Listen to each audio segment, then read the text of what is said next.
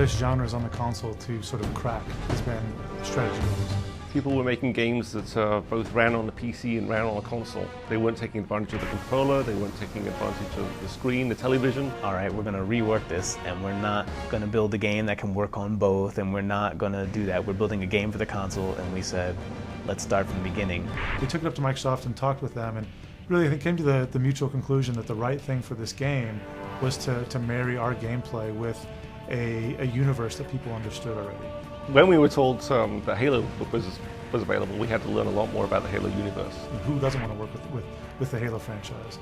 And taking those characters, that world, and putting our gameplay with it was sort of a perfect marriage. During that time we found out that Halo itself started out as an RTS game, which of course was kind of interesting.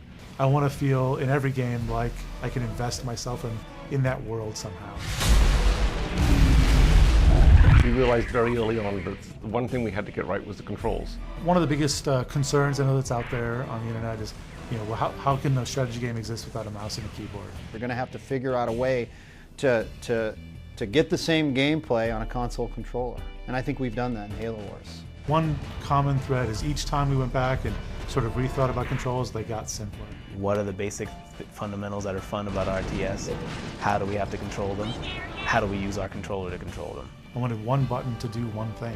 Whereas before, you look at a console strategy game as well, if you press this button here with the trigger pulled, pull the other trigger at the same time, and press these two buttons, it's just too much. A lot of things came out of that. The circle menu came out of that. The circle menu that we use in Halo Wars is one of the things that I think really stands out in the game.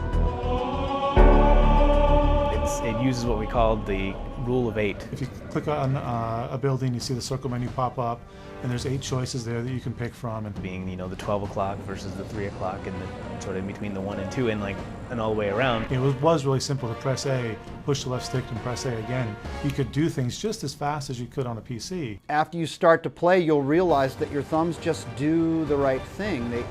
They kind of go where you would expect them to go. I think when you have the previous Halo games out there and you've got such a huge fan base of Halo fans anxious to see what you do next, it sets a huge bar for you to have to meet and their expectations and exceed their expectations. Patience is not infinite. We have to live up to the Halo franchise and the expectations people have. So they expect to get a great story out of Halo, and I'm certainly a little biased, but I think the way that we told our Halo stories is going to help set a bar back on Halo itself to tell their stories even better next time. These guys just don't know when to quit. The way that strategy gamers, who know enough about the origins of the genre, they go back and talk about Dune 2 and the early Warcraft games, and I hope in 10 years people are talking about Halo Wars in the same way. Background depleted.